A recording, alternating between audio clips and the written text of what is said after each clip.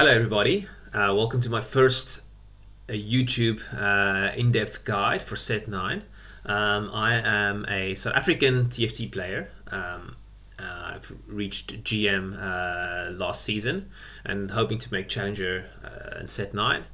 And the goal of this channel and of this this guide will be to take a look at some of the less intuitive aspects of TFT and try to extract some, extra win percentages for your game, and yeah, just to improve in spots where it might not be so easy to improve by just spamming games. So the first one of these guides is going to be looking at every portal in set 9 and taking a look at the win rates for the different comps. So there's a really cool sheet here that's based on Meta TFT's data. And what it does is you can find this on the competitive TFT forum. I'll also link it in the video description. And you can see the average place for all the comps in patch, we're now on 13.14b, as well as the average placement for the comps in GM. And then we can look at the delta, which means obviously like how much better or worse. Having a positive value means it performs worse, it has a higher placement, and a negative delta means it performs better, it has a lower placement for each of the portals. Now this is a lot of data obviously, and you can take a look at it yourself, but I've tried to make a presentation to make things a little bit easier to digest. And so without any more preamble, let's dive into the guide. So the first portal we'll take a look at is Scuttle Puddle. So that's where every PvE round is replaced by scuttle crabs that give extra loot. So you're gonna have a great eco in this in this portal. So you want to stay away from comps that rely on only one carry, because you will also be getting a lot of items. An example of that would be Aphelios, Freyloid, Deadeye, where you're just playing Ashe and Aphelios is really your main carry. And yeah, Lysandra can do a little bit of work, but she's not really an AP carry, and that's not going to be good. What you want is a comp which can have multiple carries. For example, if we look at the stats and we look at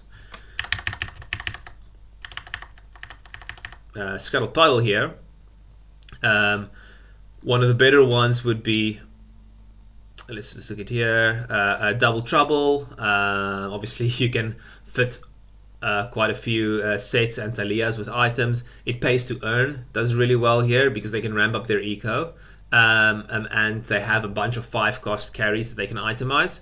And also like something like Zone Zeri doesn't do well because you're really only relying on items from the Zeri. So multicasters also do well here. Multicasters aren't really in the meta, not really good placement, but this is just kind of how you want to use the sheet to determine what's the best comp to play. So there is a trick on Scuttle Puddle that you can use, and that is basically just only run one unit, because you don't need to have any combat stats on your unit to win the round. So to make sure that you always hit 10 gold on stage 1 to 3, and after that you can start buying your shops. Okay, let's move on to the next one. So the university, this just means the first augment will be prismatic. So only vote for this if your legend has an OP prismatic augment. So right now that would be, for example, Aurelian Soul. Level up is very strong to get on stage 2-1, and you can really play around that. So if you have Aurelian Soul, you might want to vote for this. Same would be for something like a Master Yi, where his pumping up prismatic is very good for a lot of attack speed orientated builds like Deadeyes and Zone Zeri. So yeah. And obviously the very best line for this would be build different, since the build different prismatic augment is a lot stronger than the gold build different augment, and yeah, it has an insanely good performance on the university, because prismatic build different is just great. So when you get that, you definitely want to take that. Yeah. Also, there are a lot of very good vertical trade comps, like Shadow Isles and Slayer. Although Slayer right now might not be that meta, but Noxus as well. It's really good on the University. Okay, Hearth Home. This one's easy. 4/5 on stage 4/5, you upgrade one of your items to its Radiant version. And for this, you just want to use Meta TFT or Tactical Tool to find the best Radiant items and pick one of those. And I'll just show you guys how to do that. So we'll go here. Let's just go to Meta TFT, items, open link in your tab, and we'll just go Radiant, and then we'll sort by placement. And you can see that Zeke's Harmony is by far the best item to build at the moment. So you kind of just want to make sure you can build the Zeke's. And especially if you're running something like Noxus, where you can just put the Zeke's in the front line. For example, Katarina, Darius, I'll just show on here, like if you have your, I was going to show this board. Let me just make a new one, clear board, and if you can imagine something like this, and you put your Gwen in the middle, and you give her Radiant item this. So all of these units are getting 35% attack speed and 10% Omnivamp, as well as Gwen getting like 35%, 35 AD. Now a better user might just be like something like this, actually, Darius using this and then giving Gwen and Katarina those stats, and he can actually make use of the AD better. But yeah, this is just a very OP augment, and obviously it can go in the back line as well. Great on Jace, it's great on Deadeyes. A really good trick to use here would be to go something like this, where you would, if you play your Deadeye board, and let's say you have an Ashe as well. It could also be a late game. Could also be a late game Ari here, for example, or Rise. You wanna have a unit that's gonna walk up with a Zeke's Harmony. So Urgot's a really good user here because he's gonna walk up and not leave your backline clumped. So not gonna get, less likely to get J Ford, etc. So that's just kind of how I would use that information to find the best Radiant item for this current set. Obviously, it's going to change as it happens. Okay, so we're back to the Dreaming Pool, the next one. So at the start of each stage, gain a champ that's, let's say, supposed to fit your team. It's not always the case. Sometimes the game will give you the most random nonsense champ that doesn't really make sense. Why you would get it? Like you'd be playing challengers and you'd be getting a Scion. It's like that. It's kind of silly, but anyway. So this is good in comps like Invokers. And Sorks that really want to hit Ari on stage 5. Also bad in Freylord comps that don't need the 5-cost unit. Like the base they can hit is Scion. So you kind of want to consider what you're going to hit at 5 on stage 5, and that's the most important part of the Dreaming Pool. It's really the 5-cost that you hit at stage 5. So if your comp can really make benefit of a 5-cost, think Slayers for Aatrox, think Ari for Invokers, then you want to do that. Orn's Forge, just randomly gain an Orn Anvil, just play whatever's meta. This doesn't really affect the stats. So, yeah. You can ignore this one and just kind of play the meta comp. Tracer's Sanctum, when any champion dies, collect their soul. Every 40 souls, you gain loot. So, in this one, early game comps do better. Late game comps like It Pays to Learn and Gwen Slayer, Flex with Senna, that kind of builds, they do worse.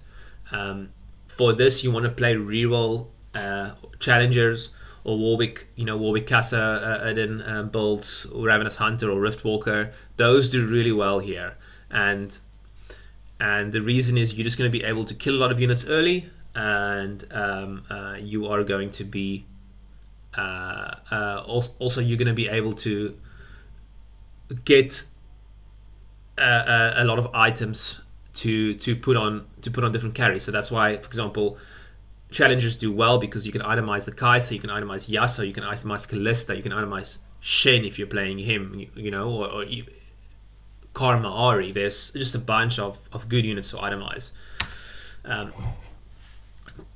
Placidium Library. So in this one, you get a consumable that on 3/5 allows you to get an emblem with one of their traits. Now this is the Gwen portal, and also allows you to play the Void line, because you are able to almost guarantee, as long as you can hit the Belveth, to get eight Voids, which is the only time you want to play Void, in my opinion, unless you're just using it as a tempo play to get something else. And Shadow Isles and Slayers are going to benefit the most from this. A lot of people will play Ionia and Challenger, but the stats don't really show such a big improvement for those comps.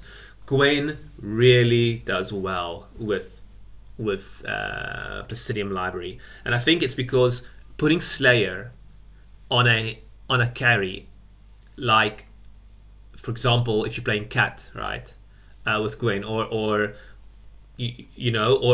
putting Shadow Isles on something like a tank like Shen, is just so impactful that it does a lot more for you than necessarily putting like Ionia Spat on a Kalista that's kind of going to fall off a little bit later. So when I get this, I really want to force Gwen on the current patch, and I think it's going to stay strong for the future. Then the gain gold portals, Glass Industries and Ecliptic Vaults. Glass Industries is just when you slam items, and Ecliptic Vault is when you select the augment, you gain gold, and you get more and more gold as the augments progress.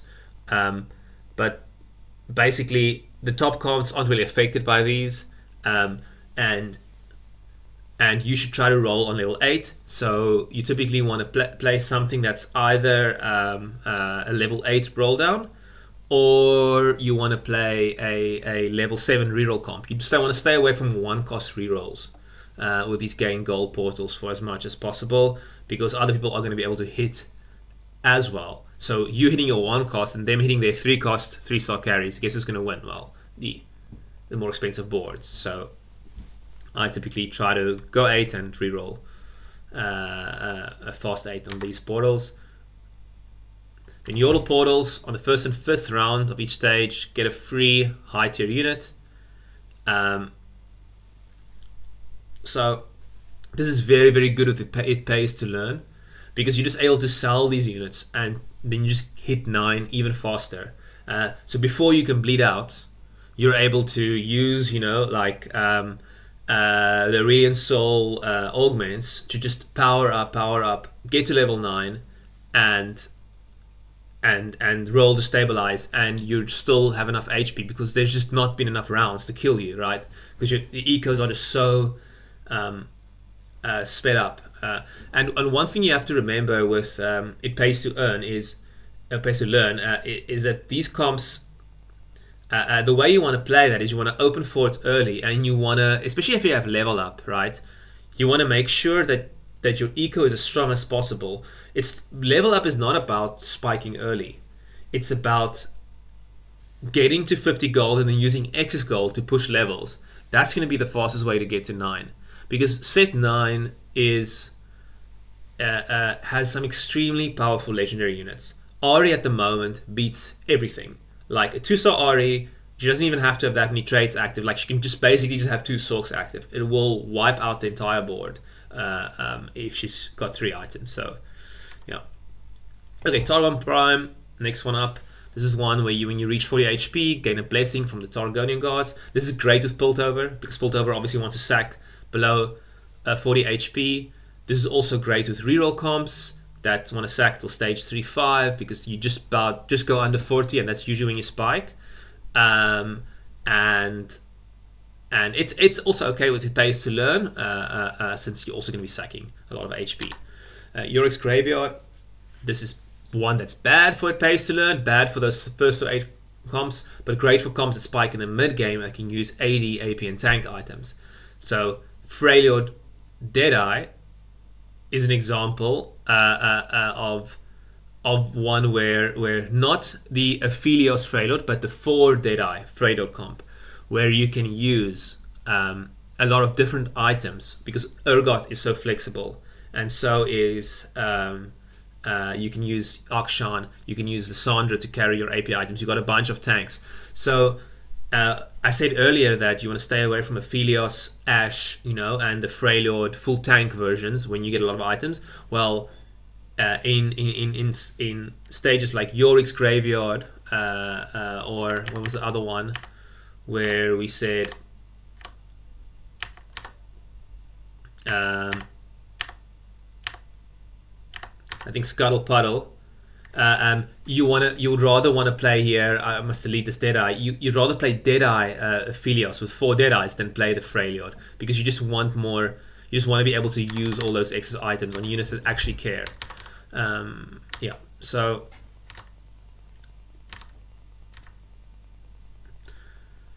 Warlord's Palace. So this gives you the reroll on stage 4/7 that you can just keep rolling until you find exactly what you need. It's an NPC shop, so great for comps that require very specific BIS items. Example would be Warwick reroll, the Ravenous Hunter, where he needs exactly Ragebait, QSS, and Bloodthirster. Also, another example would be Rek'Sai reroll. So that's where he needs Bloodthirsters to operate, and you obviously sometimes even want 2 Bloodthirsters on him. So God Willow Grove, a spot on your bench becomes the Grove. This unit contributes to traits as though they were part of your army.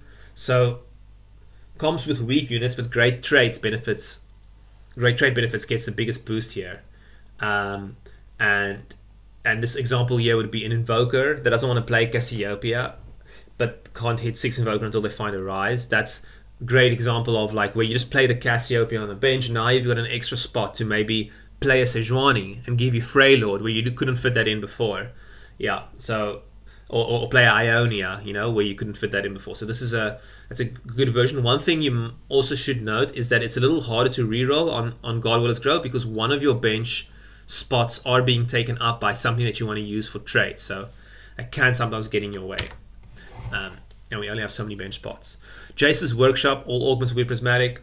Yeah, you just need to learn what comps do well, as it's not that intuitive. So this is something where you just go to the sheet and see for the current patch what's OP on Jace's Workshop, and you can see, okay, well, Shadow Isles Gwen is extremely good.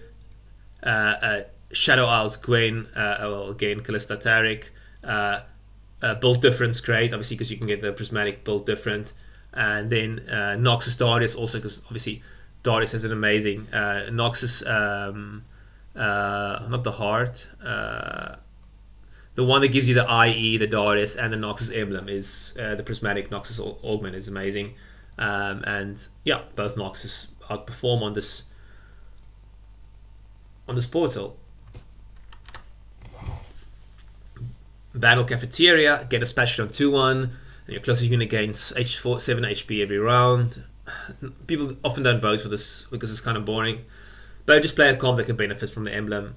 Typically, something like a vertical chase trade chase comp like Noxus, Sork, Shadow Isles, or Shurima is also good.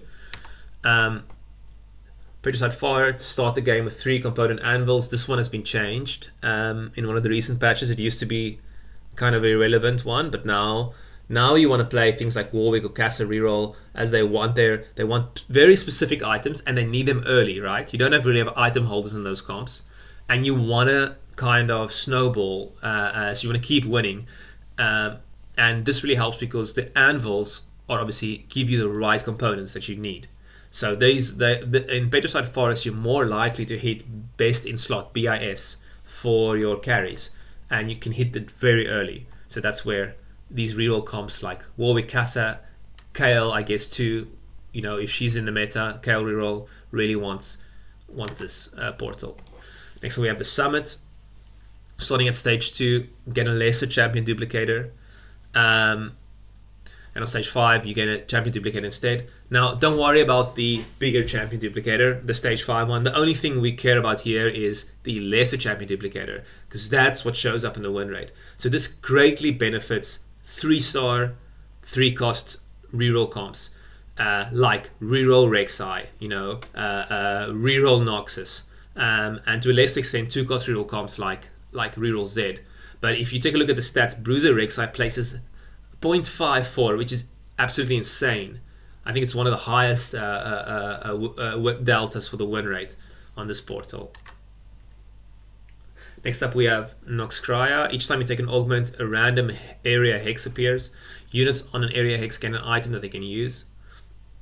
And this benefits comps where the carries do not require BIS to function, right? Because you're going to get one of those. If you look at every unit, right, to kind of get an idea of what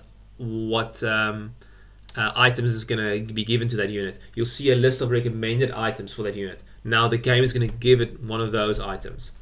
So this is very good on comps where you don't need BIS and positioning is not very important. So think, for example, Yasuo. It doesn't really matter where you put Yasuo on the board, right? And I guess you want him in the first 2 rows, you know, and there will be a hex that appears on the first 2 rows, almost guaranteed.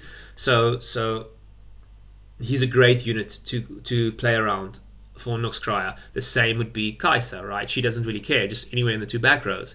Her positioning doesn't matter. So you want to play around challengers typically on Noxcria. It's a very, very good comp to play around, and their items are typically also very flexible. The same would be Gwen. Gwen's a great unit to play around on Noxcria. Okay, so Marus Omegnum. This is just one where you get 2 Tactician's Crowns, one on 2/5 and one on 4/5. This is difficult to intuitively just kind of figure out in your head what's going to be best, just by like logic, you know, because there's many things going on here. Number one, the pace of the game is much faster. Everyone's taking more damage because everyone's fielding more units, right? So, and number two, you need to play a comp that can actually make use of all of these extra units. So typically what this is going to benefit is a comp that can stabilize early and spikes on level 7, such as reroll Sork, reroll Multicaster, reroll Slayers, reroll Noxus, right? Not so much Noxus, sorry. Because we're going to be able to put in 2 extra units. So an example would be like reroll Akshan, where you can then stabilize early, but you can also then put in 2 units that could give you those 4 Deadeyes or 3 Freljord. That's typically very hard to fit in, you know, and give you 3 Shurima. Yeah, it's just you want to stabilize early, you want to be strong early, because the game is going to be much faster, people are going to be taking much more damage, and then you want a comp that can use those extra units. But remember, you're not getting a spat, right? Emblem, you're getting Tactician's Crown, so it doesn't help often going for 9 Noxus or 9 Shurima unless you have the emblem. I should change this. Unless you have the emblem. So, yeah. Yuumi Zoom Zone, this one's also been changed. It used to be the stupid overtime thing, and now it's when you buy XP you get an additional 2. And if you are playing it pays to learn, it's a first. Like you are just going to be level 9 so fast, and if you got level up, I mean, it's just busted on this portal. So you don't want to vote for this if you are not Aurelian Soul, like, because those players are gonna wipe you. The Lavender Sea, starting on stage 2-1, Void. Okay, this is just the one where there's a hex that appears, and if you put it on that hex, then your unit's gonna get buffs. And this is the same as Noxcria. You want to play around. Challenges are great here, but this is specifically good with units that can use both damage and tank and survivability, like Darius, Yasuo, and Gwen perform really well, and the stats show that. Okay, and then I did some positioning examples here. We have Immortal Bastion. This is where you get the battle flag that gives you 20% attack speed and 10% max health. So what a lot of lower yellow players do incorrectly is they bunch around the Bastion. Now that's fine to do in the early game, But late game, it's not. Griefing your positioning is going to be here, for example, is a level 8 Kale board, right? And this is how I would position around the bastion, the flag. And you can see, example, on my board, I have a Jarvan, right? Now imagine you clump everything around that flag and Jarvan just walks up, right? Takes aggro, gets some mana and just stuns your entire board, and then something like a Sona, who also gets played in the Jarvan board, you know, like just multicaster waves through your thing. It's just not gonna be a good time. You're amplifying the amount of damage and the amount of CC that the enemy team has by 2. And all you're getting for it is 20% attack speed and 10% max health. That's not worth. Now, comps that are good with this can use the attack speed and do not necessarily want their main tank to be focus fired first. So, for example, here would be Kale, Poppy, and Gwen, right? So Kale is your main carry. Poppy is your main tank, but you want the Maokai to be focused first because you want your Poppy to cast the spell as much as possible because the spell has so much value. So you don't want her to just get focus fired down in the beginning of the fight and eventually almost die first. And then you can also put the Gwen next to it, but don't put the Teemo because you want your Kale to kind of be isolated in the back here so that she doesn't get all the aggro and AoE focused on her. So this would be how I would position. I would be positioned similarly for something like Aphelios, putting the Urgot here, and then putting something like a Lysandra, maybe Urgot, you know, like I'll go Lysandra here, maybe Urgot there, and then Lysandra walks up this way, Urgot walks up this way, and your Aphelios is left on his own in the back. That would also be really good. So, okay, next up we have Shurima's Bazaar.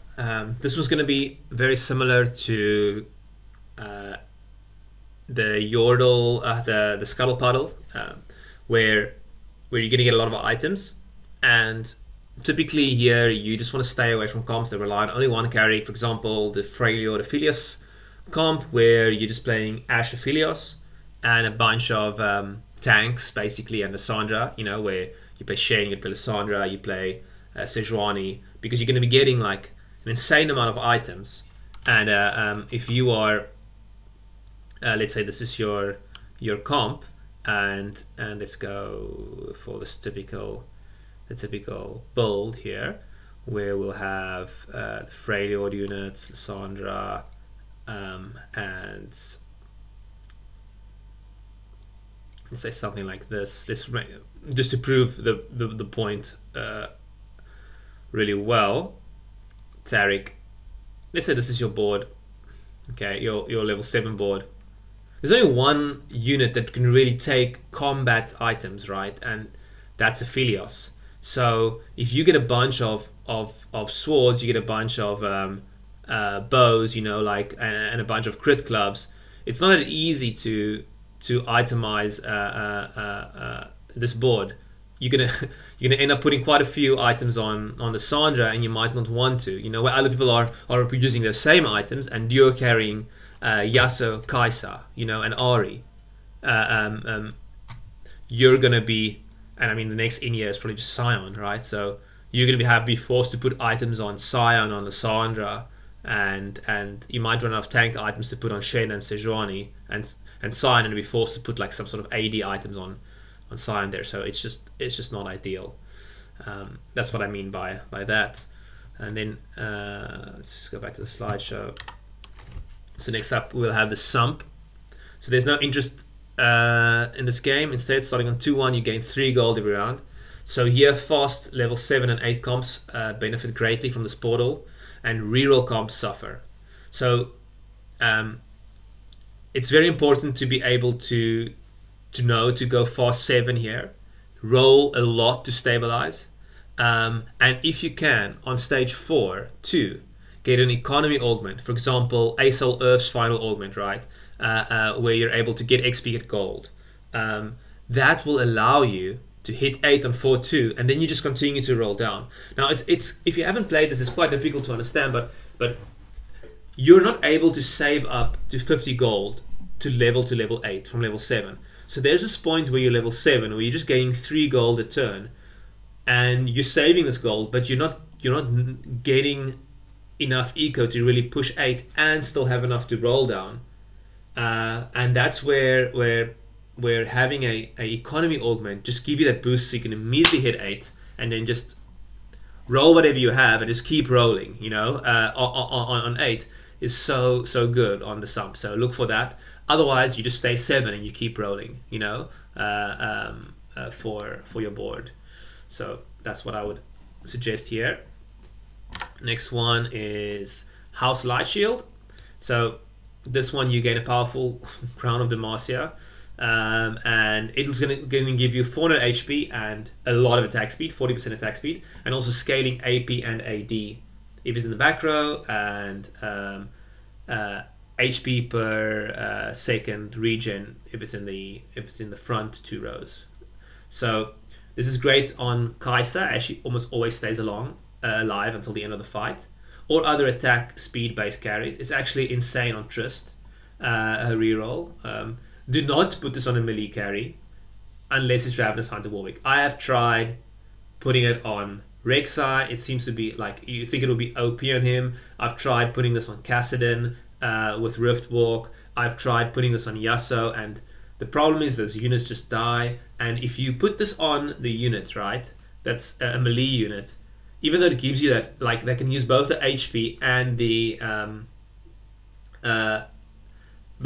attack speed, it's just such a liability. Now, the only time I would consider maybe putting this on a melee unit that can really use attack speed that's not Ravenous Warwick is if you have, and not just Edge of Night Yasuo, if you have the Radiant Edge of Night that gives you 2 lives, you know, 2 resets, then I would maybe consider putting it on there. But otherwise, just putting on a backline unit that can use the attack speed works really great. Philios is also a great carrier and just does incredibly well this patch. And then Stillwater Hole, the last one, no augments will be offered. So for this one, it's very important to just play the comps that are S tier. Focus on the meta comps with good synergies, and avoid comps that need a stat. And yeah, you can just use a stat and take a look at Stillwater Hole, for example. Look at the top comps, right? Sorted by average placement. Okay, on this patch. Failure Aksan, Pays to Earn, Sorcerer Lux, etc. All the good comps right now. And they just get even better, except for Noxus Darius that relies on a spat, right? And obviously, I mean Ravenous Hunter, sorry, that relies on you getting the Warwick augment. Obviously, that's going to be garbage here. You can just see how much better all the meta comps do, and how much worse all the off meta comps do when there's none of this funky augments to kind of bail them out. So, yeah. Well, that was it. I hope you guys liked the video. If you made it this far, please remember to like and subscribe. I'm growing my channel, and at the moment there's not much going on, so if I see people are actually interested in the videos that I make, happy to make more of these guides. I've learned so much making this guide about the portal, so yeah, I hope you guys did too, and until next time, peace.